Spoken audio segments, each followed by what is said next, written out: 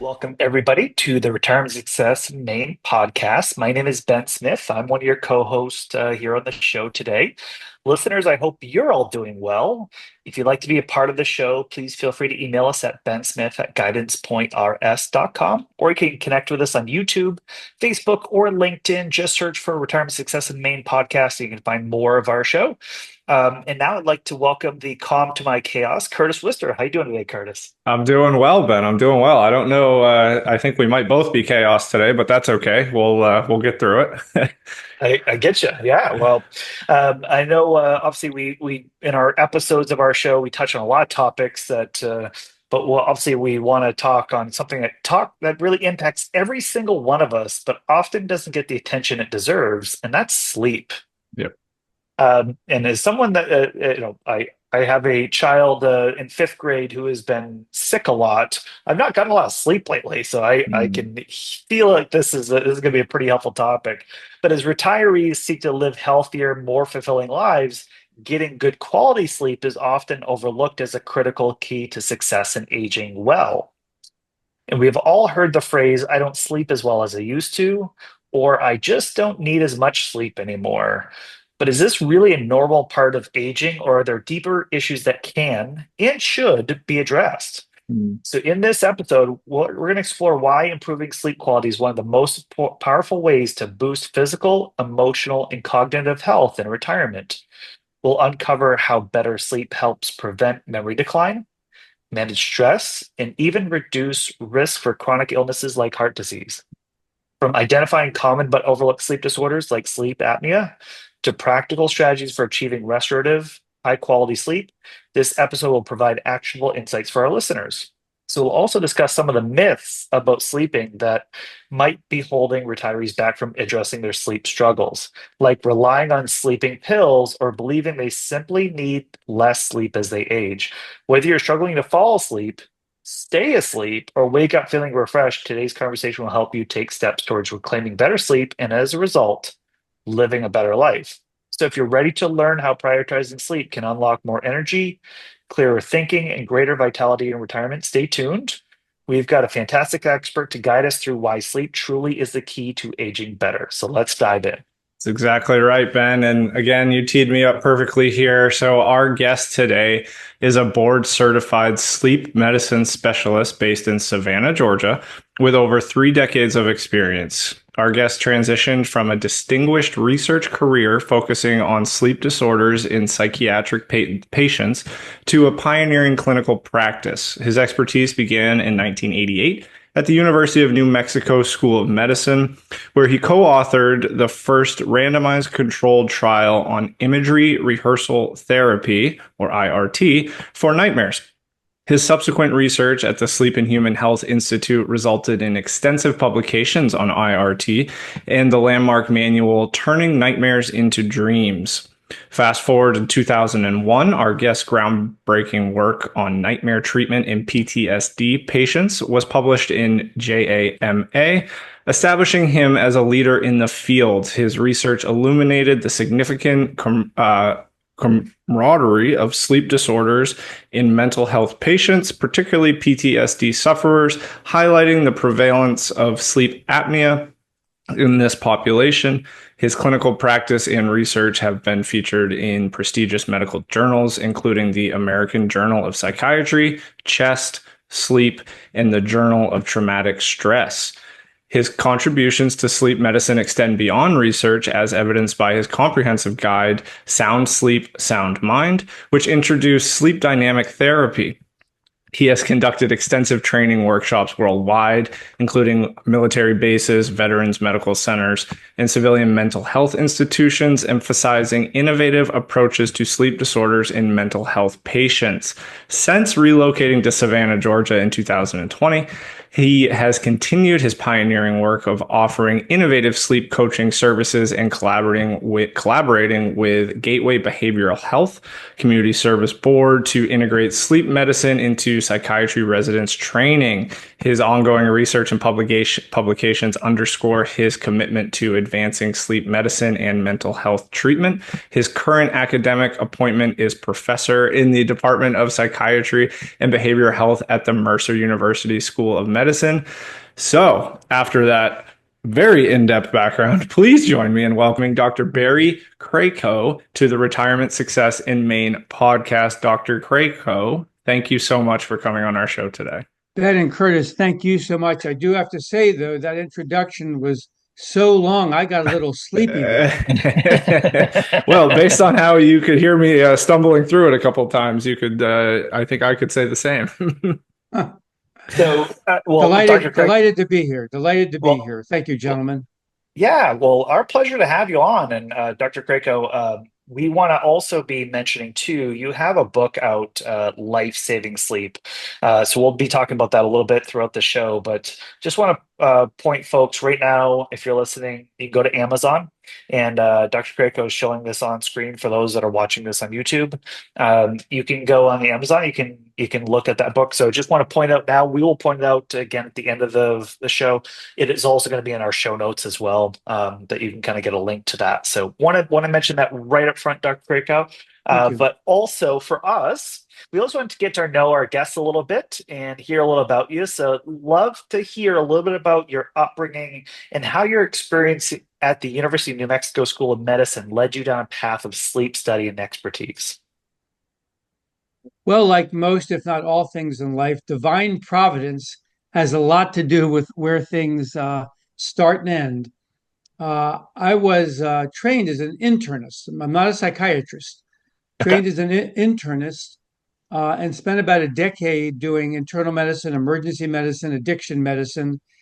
And then I was actually in a situation where I started working with a bunch of psychiatrists at the University of New Mexico on this treatment for chronic nightmares. And that work was so interesting. I realized that the unexplored field of sleep medicine was going to be my home. And from that point forward, I was diligently involved in sleep medicine, both the psychological and the physiological aspects. And the part about this that was so surprising to me was that when we started the nightmare treatment program in 1988, we looked at that as a obviously psychological phenomenon. We're treating trauma survivors, people with PTSD, post-traumatic stress disorder. And yet, over those next few years, we were stunned to discover that most of these trauma patients with these very intense psychological disorders were also suffering physiological disorders, namely sleep apnea, and in some cases, a condition called restless legs and leg jerks. And so our career pathway with our research group and our colleagues went for the next 3 decades looking at this and regularly finding the same thing, that people with insomnia had sleep apnea, people with PTSD had sleep apnea, those with anxiety and depression had sleep apnea. And so we had to find ways to join these treatments, because normally people just will go over to that place and get that psychological treatment, or go over to that place and get that physiological treatment. But at our sleep center, we wanted to work on both. And so we ultimately developed techniques so that we could help people in all aspects. And let me just say, to wrap that point up, the beauty of this, and the part that's the most amazing thing for those suffering from mental health conditions to hear, is that when you treat a sleep disorder, you actually are treating the mental disorder as well. You actually will get benefits. That in the JAMA paper published in 2001, the reason it was published was because not only did we treat the nightmares with this non-drug treatment, but the PTSD actually got better, markedly better, just by treating the sleep disorder that we all understand is nightmares, which many people have disturbing dreams, but people with chronic nightmares have them, all the time. I appreciate that. And so I know you just kind of went through your path, your group's, study. Can we just zoom out a little bit and maybe talk about the history in general of medical professionals understanding sleep better, right? How has kind of sleep science evolved over time? So if we use the umbrella term medical professionals, that's very easy. That would be Yeah. zero, Mm. zero. So most people in medicine know almost nothing about sleep, and they may ask a few questions here and there. And of course, some doctors are more curious and more interested and even more knowledgeable because they've recognized that sleep is a big deal. So, in the general field of sleep medicine, only some primary care doctors, some cardiologists are paying attention. In the field of sleep medicine itself, unfortunately, you do have a bit of a silo effect where there are those very interested in sleep medicine's approach to sleep apnea, like lung doctors, Mhm. pulmonologists, Mhm. but then you have the neuroscientists, and they're very interested in insomnia. And as I'm trying to bring about here, that's a problem because those two disorders are connected. And so those two groups of doctors should be talking to each other all the time, and they're not. And so that's what my books have been about, frequently describing how a person must recognize that most sleep disorders are pretty complex. I'm not saying they're complex like it's so difficult to treat. I'm saying they're so complex because the doctors working with you don't get the complexity. They think Mhm. it's this one thing, but it's really three more things. Or they Yeah. think it's two things, but it's five other things. And that's an unfortunate thing that's happening. And the field of sleep medicine is suffering for it because, as you probably have heard, the rumors from so many people that a lot of people can't stand CPAP, the treatment Right. for sleep apnea. And so, lots of doctors throw up their hands and go, "What am I supposed to do?" And Yeah. so that's an area that's created more of this confusion. Gotcha. Well, Dr. Krako, so we're going to talk a little bit about obviously why getting better sleep is a key to aging better here, right? So that's the general theme we want to get into. But I think Okay. there's from a foundational perspective, I think it's going to be really helpful where obviously you emphasize that poor sleep quality is not just an inconvenience, but a major contributor to health problems. So can you start by explaining what happens to our bodies when we experience bad and broken sleep over time? Absolutely. A great starting point because where people have for centuries disrespected sleep includes not just medical doctors, it's also society tends to disrespect sleep, is largely because you can't see your sleep. You can't know your sleep, other than, of course, you could wake up a lot or you could feel lousy when you wake up. But even then, the largest majority of people who would say that, they go, well, if I woke up and I didn't feel good, I've got about two options. I can drink a lot of coffee and I'll be just fine. Or I can say, well, this is who I am. This is just the way I sleep. Nothing I can do about it. You know what? I think I'll go back to bed and pull up the covers and go back to sleep and see if I feel any better. I mean, you don't have a lot of options if you've never thought about it and your doctors aren't asking you questions. So, where this is going to change going forward is when people realize that when we talk about sleep, we're only talking about one thing. And if you grasp this and you digest it and absorb it, you'll go, oh, maybe this is a really big deal. And that one thing, of course, is your brain. So your brain is what is the problem when you don't sleep well. When you don't sleep well, you are actually, and this is crystal clear, this is not an exaggeration. When you do not sleep well, you are suffering brain damage. Now, as soon as you Hmm. say that term, Yeah. you'd like to think anybody who heard what we're talking about is going to go, wait a second. Well, what are you talking about? Well, as you said at the outset, if you're talking about people that are middle aged or older, they're thinking about what's going to go on in their later years. What's one of the things they're always talking about? My memory, my Hmm. attention, and my concentration. Well, guess what? If you have brain damage, you're not going to have as good a memory, attention, and concentration. It's that simple. So, why is that the case, though? Why is it? Well, it really should again be logical. Why are you even going to sleep? You're going to sleep because your brain says, I need rest, Yeah. I need restoration, I need removal of waste products, I need to get a cleaning in here, as we love to call it. My brain needs to be washed. So there is such a thing called healthy brainwashing. And there's a system inside the brain called the glymphatic system. And we know that it operates mostly while you're sleeping. And we know it operates best when you do what? When you get high quality sleep. So, in a nutshell, there, you see where we're going with this.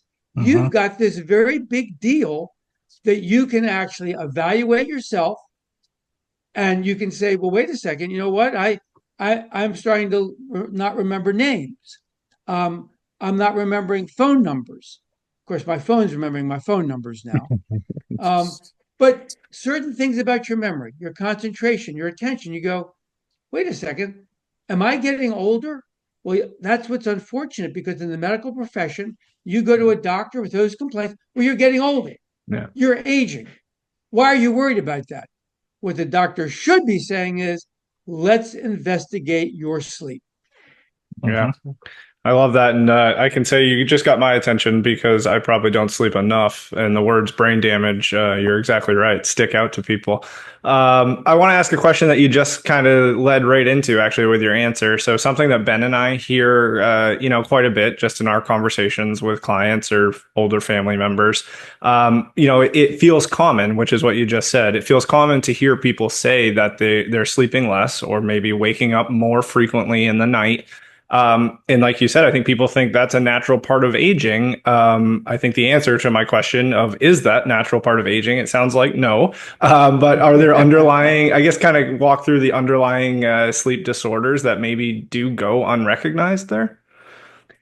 Absolutely. Before we get to the actual disorders, though, let's just point out what normal sleep really is. In other words, Sure. Mhm. when somebody ages, there is some truth to the fact that you might sleep a bit less. That could happen.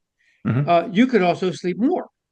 But the bottom line is you've got to ask yourself, well, what is my sleep like compared to the normal sleeper Dr. Krako is now going to describe?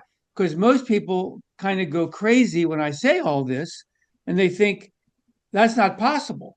It's not possible that that's normal sleep, but it is. Normal sleepers do really funny things. They get into bed at night and they go to sleep. Yeah. And then they sleep through the night. They may wake up a couple of times, but it's for a slight arousal. They roll over, they go back to sleep. It's no big deal. Big one. They don't get up at night to use the bathroom to pee. They do not Okay. get up at night to urinate. When they wake up in the morning, they have so much energy. They jump out of bed, they jump into the shower, and they start singing. And if they're not singing, their mind is racing with all kinds of creative thoughts about how they're going to carpe diem and seize the day because they just got all this energy. And then they're going to go about their day with high energy. They're going to have good memory, concentration, attention pretty much all day long. They're going to be active. They're probably not going to drink any caffeine. They might have a very small dip in the afternoon of energy. What do they do about it? They get up and they walk around for a minute.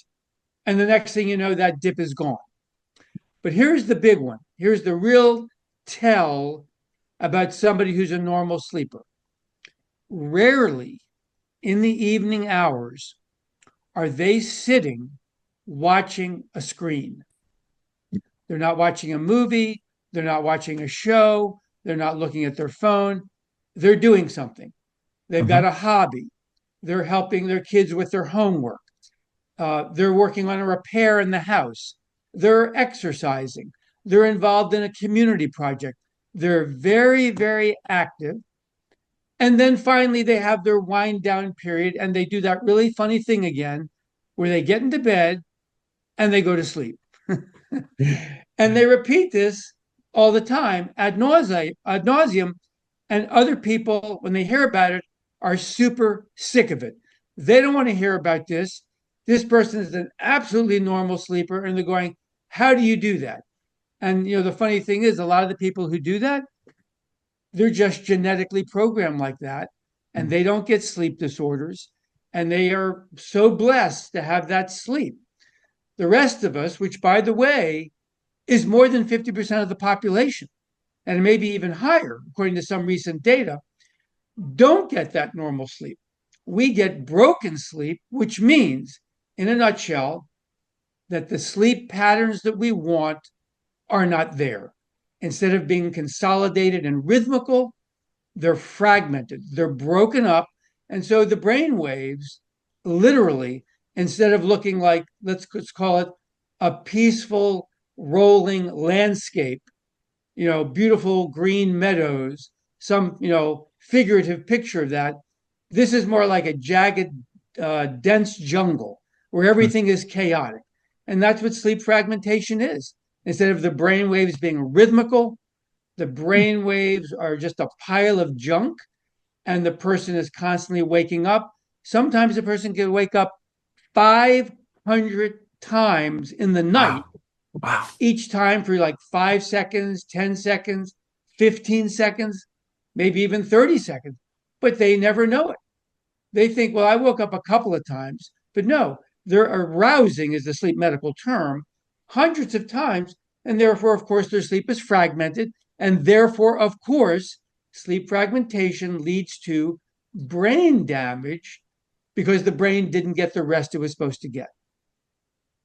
Wow. So, yeah, Dr. Krako. So that's really interesting to hear because obviously from what you're describing, right, where you're going, here's the rolling meadows, and obviously that sounds like the sleeping quality part, which I know is a lot of your work is around sleep quality. So obviously, if I have these fragmented sleep patterns that's happening, I'm having arousals all the time, and so just it sounds like simply is that just if I said, well, I'm tired, I should get more of that sleep.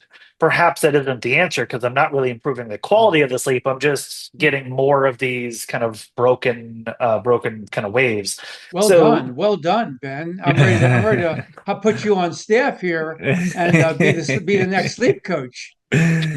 so just kind of logic. 1 + 2 = 3. So, all right. So, can talk about that a little bit. So, right. So, we said we now identified we quality is an issue. So can you kind of explain on how do we improve then the quality of the sleep? Because I think with me is like, I am tired. I'm just going to go to bed early tonight. And hopefully Right, that's the thing that gets me right, kind of back to being rested. So if that's not the case, then how do I get the quality back? right. So Ben, you've hit the jackpot because here's where it's so hard for people to think about this because they're so used to hearing what? The media and doctors, oh, well, you got to get 8 hours of sleep or you got to get 7 hours. It's all about quantity, which is a complete red flag. Your goal isn't how long you sleep. Now, obviously, there's exceptions. People have different schedules, night shift workers, babies crying in the middle of the night. I mean, there's all kinds of reasons why sleep can be shortened, and you have to deal with that. And yes, you might have to get a nap during the day to get more sleep. But over the long haul, if you're focusing on the number of hours, it's what you just said like, oh, so you want to get some more hours of your bad and broken sleep? Mm, No, you want Mm. to be able to figure out if your sleep is bad and broken. Because if you figure that out, then you're going to say, well, okay, then maybe I will be motivated. Because even though you asked the question, Ben, very nicely, most of your listeners and most people who hear about sleep, they're not going to go there. They're still going to say, well, that couldn't be me. I don't have that. I'll just try to get some more sleep. That sounds like the easiest fix, so I'll do that. So let me give you something we use in sleep medicine all the time that we call one of the most important, and it sounds like a funny concept, but one of the most important selling points. And I'm going to compare it to what's not. So, for example, if I saw a patient and they came to me and they go, I don't know, there might be something wrong with my sleep. And I say, okay, well, do you snore? And they go, yeah, I snore. So what? I said, well, would you like your snoring to go away? I said, well, no, my wife would, but but it doesn't bother me. So so I go, we learned over almost 25 years ago that we don't even talk to our patients about snoring anymore. It's a waste of time. Snoring is something that's actually, if you think about it, a deeply emotional issue. Because if you snore and you interfere with somebody else, you're actually injuring their sleep and you're Yeah. giving them brain damage. So when you reflect on that, you're Yeah. going to go, wait a second, I'm embarrassed, I'm ashamed, and I'm guilty of doing that to somebody else. Why would I ever want to talk about snoring? So snoring is not a good topic. Snoring makes people feel really uncomfortable, and people lie about their snoring. They won't even tell you about it. So we learned over 25 years ago, when you want to talk about certain sleep issues, you don't go there. So here's the one we talk about because it's so remarkable. Why? I'm going to ask you guys first, and then I'll come back to it really quickly. Sure. Why do people wake up in the middle of the night to pee? And just so you're clear, primary care doctors, urologists, even some sleep doctors, even some gynecologists and obstetricians will say that waking up at night to pee once or twice a night is normal. Okay? So, why do people wake up at night to pee, as far as you know, whatever you've heard? Just they drank too much before to Yeah, I was bed, gonna say essentially. So, drank fluid. too much fluid. That's the number one reason people give. Okay? Can you think of anything else about the human body having to do with the genitourinary system that might cause a person to wake up at night to pee?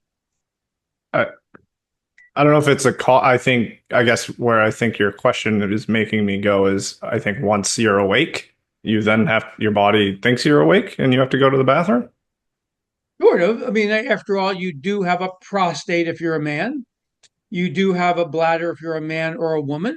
And if these things, are activated in some way, whether Mm. you have a problem like, benign prostatic hypertrophy and large prostate, everybody's told, by their doctors, well, you've got BPH, so that's why you wake up at night to pee. And with Mm. women, they say, oh, well, you're getting older, you've got an overactive bladder. Okay, so that's on the table, Mhm. and we all think that's the answer. So here's the selling point, which is just unbelievable. And I've got a 5-minute video on this on my website, barrycracomd.com. And what it explains is that when you're having all these arousals and awakenings, greater than 90% of the time, it's because you're having a breathing event. You're having some struggle with your breath. And we'll get into more details about that later. But that struggle with breathing puts a tremendous amount of pressure on your chest because your chest is saying, wait, I can't get air in. My airway is collapsing a little bit. I want to pull more air in. And when you do that, all that chest pressure forces all the blood or a certain amount of blood in your chest cavity to move towards your heart at a much faster rate. And it actually pushes into what's called the right atrium of your heart. Now, fast forward through the whole process, the right atrium thinks, wait a second, I got too much fluid in the heart. This is a danger. I better do something about it. What does the right atrium of the heart do? It releases its own man made diuretic in your Mm. heart. It releases a diuretic, goes to your kidneys, says, make more water. Now release that water because that will be safer with all this extra fluid floating around, which really isn't extra. It just got pushed into the heart. The heart gets confused. It Mm. senses the fluid build up and it thinks I'm overloaded. The diuretic gets released. The kidneys pass more water. You wake up and start peeing. That Hmm. means if you take a sleep apnea patient, you treat their sleep apnea, guess how many times they wake up at night to use the bathroom to pee? None. Yeah. Yeah. Zero, zero. Yep. So we've seen patients who come to us with 3, 4, 5, 6 trips to the bathroom at night. And let's say they have a prostate problem. Okay. Yeah. They get down to 1 trip a night and they go, this is amazing. I used to get up 5 times a night. I'm getting up once a night now. We've seen people come in with 1 or 2 trips to the bathroom and they go down to 0. Mm. And they're going, how is this possible? So you see, this is now a selling point because who wants to wake up at night to pee? Right. Almost nobody. There are some Mhm. people who don't care, by the way. Sure. They just wake up, they pee, to go back to sleep. Who cares? But you should care if you're elderly. Why? Because it's one of the leading causes of hospitalizations and death, that you wake up at night to go pee and you fall and you break a hip. Yeah. Leading cause. And yet, all of these doctors don't know what I just told you about this pathophysiology. Wow. So you can see, if you're talking to somebody about sleep quality and you say, well, by the way, in addition to your sleep quality, we're actually going to change something in your whole genitourinary system so you don't have to get up at night to pee. Now you get people saying, well, I'm kind of interested. Tell me more. What can I do about this? And the beauty of this is it's just the beginning. I mean, sleep apnea, sleep disordered breathing, has so much to do with the brain, with the heart, with the kidneys, with high blood pressure, with diabetes, with pain management. I mean, the list goes on and on and on because it has to do with sleep quality, allows your brain to be restored properly, and sleep apnea is the number one destroyer of sleep quality by causing all of this fragmentation. Mm. So that helps people get to that place where they go, all right, I'm ready for the buy-in. Now what do I do about it? Yeah. Yeah, no, I love that. And this is just fantastic. Again, for a lot of reasons, I feel like I'm learning. Well, you just said it. We're learning things that some doctors don't learn. So here we are. So I have a question here. So I guess going towards that, trying to fix our sleep, right? I think a natural kind of self fix that we kind of hear and see many retirees do is using sleeping pills to address their insomnia. Again, you point out that these medications don't necessarily improve our sleep quality. So, what are the risks that we can kind of relay to people on kind of relying on sleeping pills? And, maybe what alternatives would you recommend for people? It's a great question because they just had a research study come out this week, Hmm. just came out this week, Right. showing that the drug Ambien actually may inhibit your brain washing system at night Hmm. while you're sleeping, and therefore increase your risk for dementia. Hmm. So that brainwashing system that I was talking about, which has Yeah. only been discovered like just a decade ago, and they're now understanding its importance. That same research group just released the data this past week Wow. showing that Ambien inhibits the way the glymphatic system operates, and the glymphatic system is supposed to work to clear out the toxins from your brain. So, sleep doctors in the know, and this includes many, by the way, many sleep doctors have known for a long time that sleeping pills are not the answer. Sleeping pills are a short term fix that absolutely can help certain people in more urgent or crisis type settings. And that's just fine. Why wouldn't we help somebody in that setting? But to get somebody hooked on sleeping pills, or to get Yeah. somebody thinking that a chronic use of sleeping pills is the approach, it's just not, doesn't make any sense. Because when you're a sleep doctor, you get to look at these sleep studies that show all these different brainwave patterns. And most of the time, when people are using sleeping pills, you're going, well, wait, that person isn't getting the REM sleep they're supposed to, or that person isn't getting the deep sleep. I wonder if they realize that the pills they're taking, and by the way, this isn't just the sleeping pills.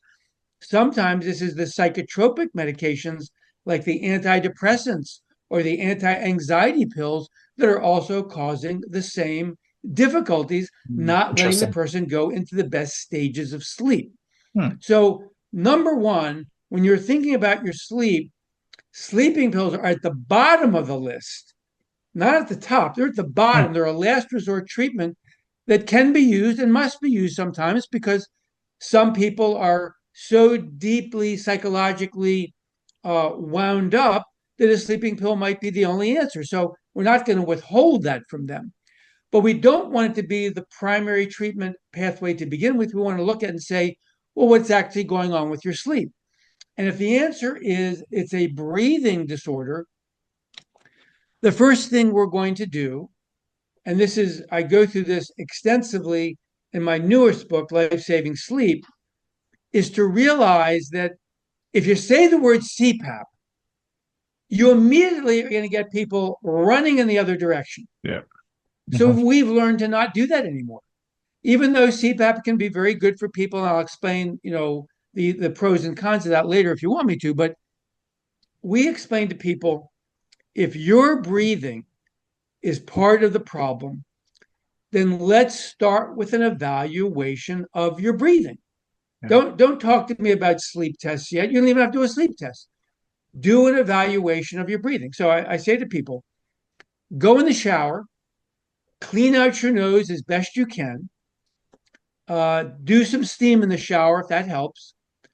When you come out of the shower, take a deep breath through your nose and ask yourself what you hear, because what you hear should be nothing. Hmm. It should just Okay. be breathing air in and out, right? Hmm. The next question would be, what do you hear all day long? It should again be nothing. So we call this zero tolerance policy, that people can breathe through their nose pretty much all the time. Of course, when they're talking, you have to breathe through your mouth some, but you breathe through your nose and you're not constantly having a dry mouth when you wake up in the morning or constantly having a dry mouth during the day because of mouth breathing. And when you evaluate all of that, many people discover there are mild elements or greater of congestion. They may have hay fever. They may have a stuffy nose. They may have a runny nose. And what do they do with that? They normalize it. They go, Hmm. oh, well, that's just me again. Well, no, it's not just you. It's something wrong with your nose. Some people have to see an ear, nose, and throat doctor and look at a deviated septum or swollen turbinates or look at their tonsils. All of these things can be done in the early phases. And you get to the point where we say to them, now that you're doing this evaluation of your nose, let's maximize your nasal breathing. Let's look at some nasal sprays, some nasal strips, some nasal dilators, some techniques like neti pots, some techniques like navage. Do everything you can to maximize your nasal breathing. And guess what happens? They start sleeping better. Yeah. So this is why it's so beautiful. We learned this over 20 years ago. You can give people nasal saline sprays, just a bottle of nasal saline, and you go squirt that in your nose 5 times a day throughout the day and clean out all the junk out of your nose. Within 1 to 2 weeks, that person will come back and say, doctor, this sounds crazy, but I'm already sleeping better. I Yeah. say, of course you are. Your nose is clearer now. So that, of course, adds to the buy in because the person goes, you mean just with those little steps, I'm already sleeping better? And you're saying you can actually make me sleep even more better by doing more things for my breathing? And we say, yes, we can. Now, each person is different. We've had many, many people get on the nasal strip routine Mhm. and they'll use it for a year. Yeah. They'll use it for 3 years because they don't want CPAP.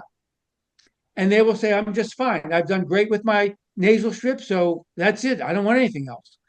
But eventually people want more because they realize they can get more. One of the next entry level places is called dental devices.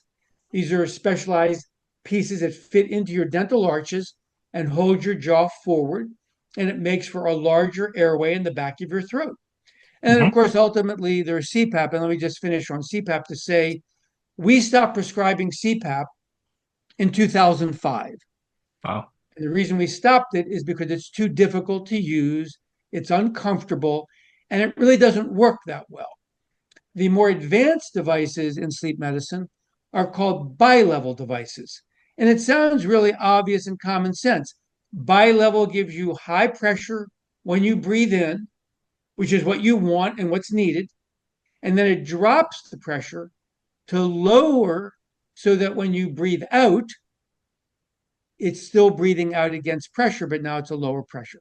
So bi-level works much better for most people. That's what we switched to. And people in particular who suffer from anxiety almost never can tolerate CPAP. And so we get them on these advanced bi-level devices.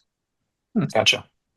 So, Dr. Greco, so you've talked a few things about the role of deep sleep here and things that are disrupting, right? So you talked about interacting medications, you've talked breathing here, and obviously it's really important deep sleep with REM and delta sleep and repairing that mind and body, as you said, that kind of the brainwashing mechanism here. Um, just be interested in hearing kind of some of the other lists here of some common disruptions that prevent, especially older adults, from achieving these critical sleep stages. Like what other things are Sure, kind of on sure. your checklist that you would kind of look at? So as you age, one of the most important ones you have to be evaluated for is the condition called restless legs and periodic limb movement disorder. So we just call it leg movement problems. You can have them while you're awake. It's that antsy feeling you can get in your legs and you want to move them, and it makes you so antsy you may not even be able to go to sleep. The leg jerks is the unusual phenomena where your legs are moving even just a little bit while you're sleeping. They did a study in a nursing home. This is over 10, 15 years ago, maybe 20. And in this nursing home, the people were, I think, over the age of 70. Every single person who was studied had movements in their legs, every Wow. single person. Wow. Now, of course, a nursing home cohort is not going to be as healthy. So that may have added to it. But as you get older, it's very important not to miss that diagnosis because leg movements can interfere with trying to fall asleep and can interfere with staying asleep. So that's a big one. Another couple of areas to think about that are very important in terms of simple behaviors are that the temperature in the bedroom may have a critical role in someone's sleep, whether they're a normal sleeper or somebody who has a breathing disorder. It just seems to be that cooler bedroom temperatures are better for most people. But here's an ironic finding in that regard that's hard to make sense out of. If you're an insomniac, you will often end up with very cold hands and feet when you go to sleep. Why? Because insomnia patients have more anxiety, and the anxiety does something to clamp down circulation a little bit as you get towards bedtime. So many insomniacs would never want to get into a bedroom or a bed that's cold. How's that going to work? Right. But then what happens is through the night, they actually do start to relax. And so now, if they're all bundled up, what's going to happen? They're going to Yeah. wake up and go, "Oh my God, I got all of these covers on me," and so they have a dilemma there. But if they understand that how it operates, they might try something as simple as let me do a really high temperature, safe but high temperature bath or shower, so that my body is actually warm by the time I get into bed. This has actually been proven in a scientific study at Harvard 25 years ago.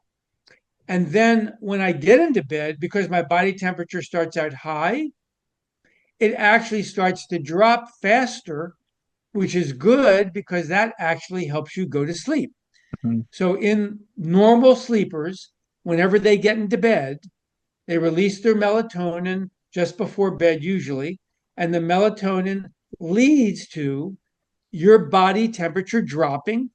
And that dropping in the temperature is absolutely associated with your feeling sleepy in your head and now you go to sleep. And that's another big distinction to help people, especially in the retirement years, because so many people in retirement report early new insomnia. And why did that happen? Well, because they were used to this whole active lifestyle Mm-hmm. and this whole specific routine. And now they think, well, I'll keep the same routine. Well, that's not going to work because you're going to get into bed. And what are you not going to have when you get into bed? You're not going to have that sleepy feeling. You've not been anywhere near as active as you've been before. You've not worn yourself out. You've not gone through all kinds of different encounters and experiences that help you gain satisfaction on the day where you go, all right, well, my day is closed now. I'm emotionally regulated.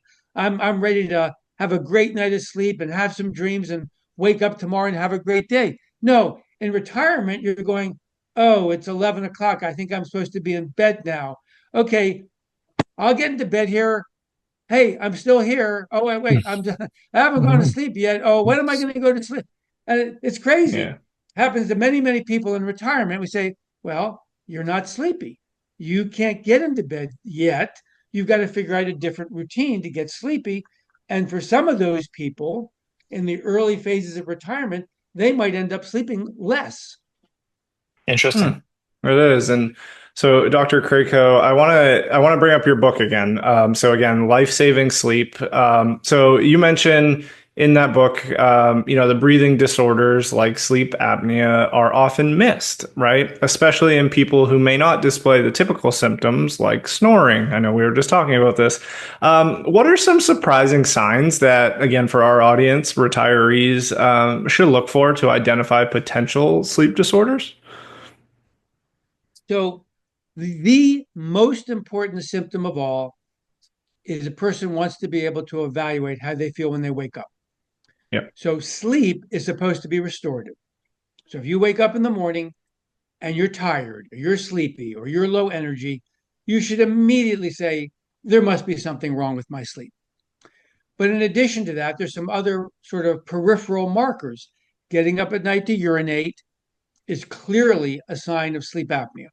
Waking up in the morning with a headache is a sign of sleep disordered breathing because Mm. what happens is your body is not releasing as much carbon dioxide as it should.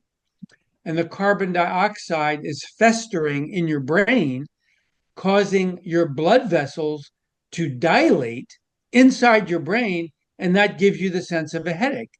You can also wake up in the morning with a dry mouth.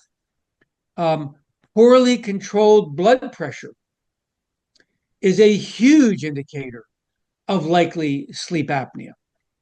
All cardiovascular diseases and strokes often have an association with sleep apnea.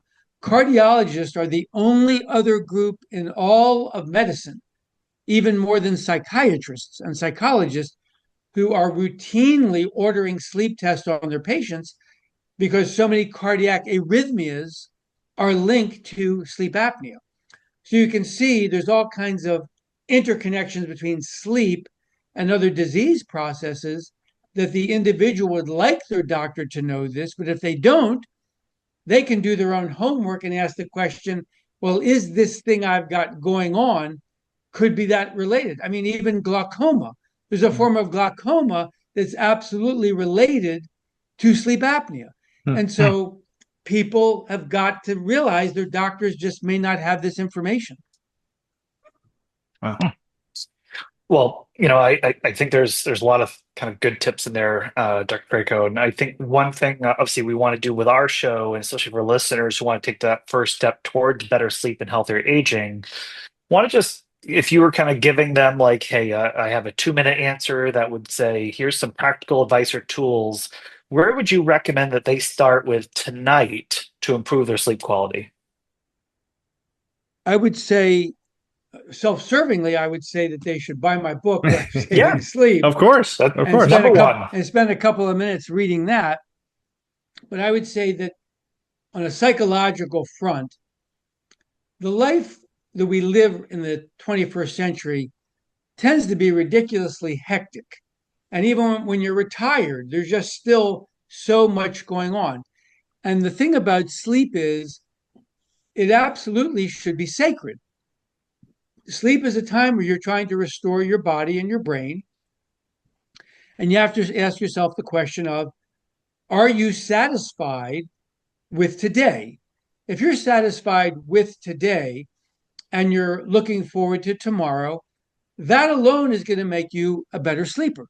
Mm. And if you can get into bed, and some people feel very strongly about this, I know I do. Some people actually make special prayers when they're about to go to sleep or right before they go to sleep, because they recognize that they've had this great opportunity to live a fulfilling day, and they're hoping that they can, be a better person the next day, and they know that a good night's sleep will help them. Mhm. So that kind of thing again also helps with sleep. But ultimately, I will come back to, be honest with yourself about your sleep. Don't write it off. Ask yourself the questions we've talked about in this program.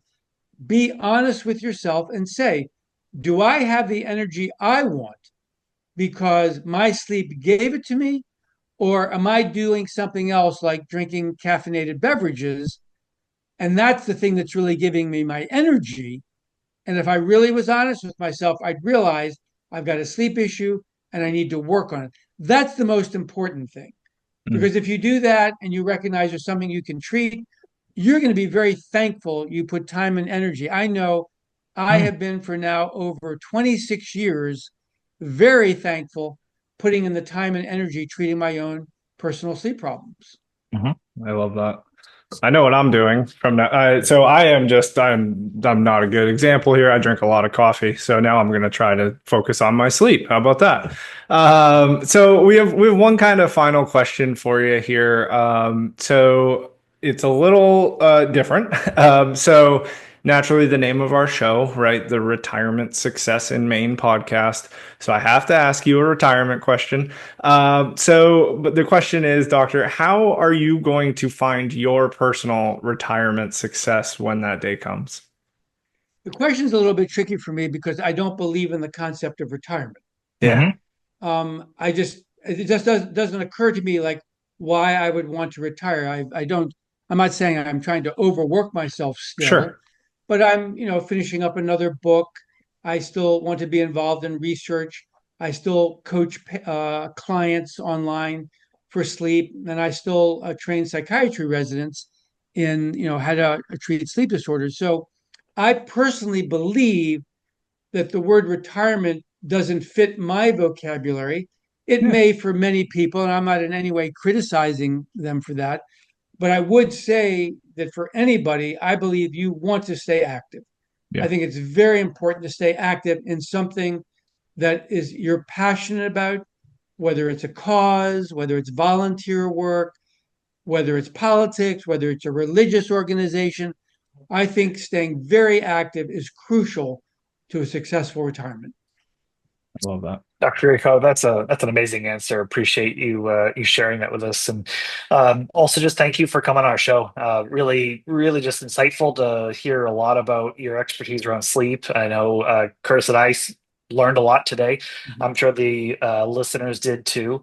But again, we'll put all that links to your website, the book, on our show notes, so folks can just kind of take a look Yeah. with one click. Again, read more because I know there's a lot in there that we have our homework assignment too. Is we're going to go take a read and listen in. So, There's Dr. Frigo, also thank you. there's also a free newsletter on Substack.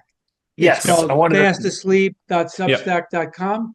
And then my main website has a number of resources on it, including the sleep coaching, the barrycracomd.com. Thank you. Awesome. Perfect. Thanks for mentioning that. So we'll post that there. But Dr. Greco, thank you so much for coming on our show. We really appreciate it. We hope to catch up with you another time. It'd So be I was really excited that we were able to get Dr. Barry Krakow on today. He was again kind of sleep is something where I think every one of us we could talk Yep. about it, and Yep. there's I'm sure there's a lot that all of us are doing wrong. I know I learned a lot from a breathing perspective, from the temperature stuff to medication to caffeine to Yep. sleep apnea. I mean, man, All of the there was above. yeah, a lot to pick on there. So that was really awesome. And I know again, we've been we've been wanting to get somebody in the sleep medicine side for some Yeah. time, and it's been really difficult to find somebody. So I was really excited when we were able to locate Dr. Krako on this. Yep. Um, but obviously, we are 107 episodes in. Wow.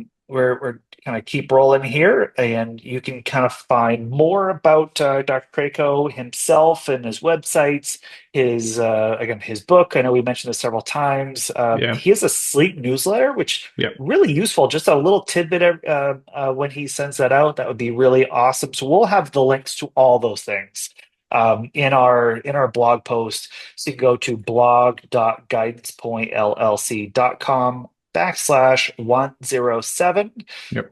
Go to that website. You can find all the links there. You can listen to the show there as well. We really appreciate you tuning in. Hope you got as much out of this today as we did, and we will catch you next time.